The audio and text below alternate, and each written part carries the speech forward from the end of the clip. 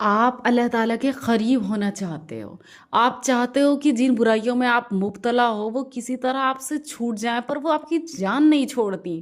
آپ چاہتے ہو کوئی راستہ ایسا مل جائے کہ جس پر آپ چل کر وہ سکون حاصل کر لو جو اللہ والوں کے پاس ہوتا ہے۔ تو سورہ آل عمران کی آیت نمبر 103 کی تفسیر میں یہ بتایا گیا کہ اللہ تک پہنچنے کی رسی کیا ہے۔ اب اللہ کی رسی کیا ہے بہت ایزی کانسیپٹ، لیکن اس کو اور ایزی کر کے بتانے کا مقصد یہ ہے کہ ایک بار پھر سے اس بات میں تازگی آ جائے۔ فرمایا کہ اختلاف سے بچو۔ اس آیت کی تفسیر کا یہ حصہ ہے کہ ایک مرفوع حدیث میں ہے کہ قرآن اللہ کی مضبوط رسی ہے اور اس کی سیدھی راہ ہے، اور روایت میں ہے کہ کتاب اللہ اللہ تعالیٰ کی آسمان سے زمین کی طرف لٹکائی ہوئی رسی ہے۔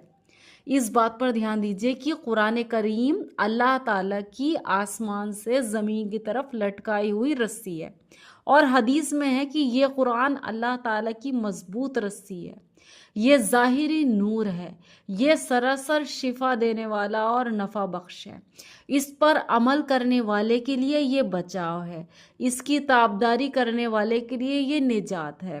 حضرت عبداللہ رضی اللہ عنہ فرماتے ہیں، ان راستوں میں تو شیاطین چل پھر رہے ہیں، تم رب کے راستے پر آ جاؤ، تم اللہ تعالیٰ کی رسی کو مضبوط تھام دو، وہ رسی قرآن کریم ہے۔ اختلاف نہ کرو، پھوٹ نہ ڈالو، جدائی نہ کرو، فرق سے بچو، یعنی فرقہ واریت سے بچیے۔ Don't waste your energy in these nonsense things. اور اللہ تعالیٰ کی مضبوط رسی یعنی قرآن کو مضبوطی سے تھام لیجئے۔ اب اس مضبوطی سے تھامنے کا مطلب کیا ہے؟ جب بچہ چھوٹا ہوتا ہے اس کو کلام پاک کی تلاوت سکھائی جاتی ہے۔ فرسٹ تھنگ از کہ ماں باپ جب تک وہ کلام پاک پڑھنے لائق نہیں ہوتا تو جو عمل وہ کر کے دکھا سکیں اس کے سامنے قرآن والی زندگی کو پیش کرے، وہ سیکھ جائے گا۔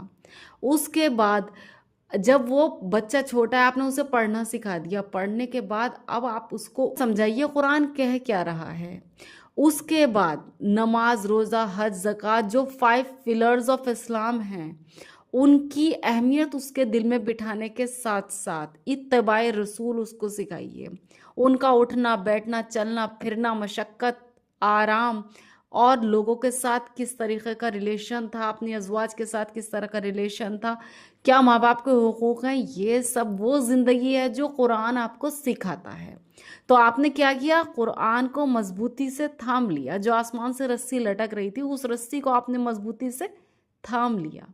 تو یہ چیز ایک پراپر لرننگ پروسیس ہے which you have to teach to your kids from your childhood۔ اگر ایسا ہے کہ کڈس کو تو آپ جب سکھائیں گے جب ہمیں خود آتا ہو، تو آپ بھی سیکھیے، سیکھنے کی کوئی عمر نہیں ہوتی اگر سچ میں اللہ تعالیٰ کی محبت ہے۔ اور جب بڑے ہونے کے بعد ہمیں سیکھنے میں دقت آتی ہے نا، تو اس پر اللہ تعالیٰ کو زیادہ لاڈ آتا ہے۔ جیسے کہ جب ہم ہکلا کر یا پھر اٹک اٹک کر کلام پاک پڑھتے ہیں نا، تو اس اٹکنے والے پر زیادہ پیار آتا ہے۔ کیوں؟ اللہ کے لیے مشقت کر رہا ہے۔ یہ کوئی دنیا کے بادشاہ نہیں ہے کہ اگر غلطی کر دیں گے تو کوڑے پڑیں گے۔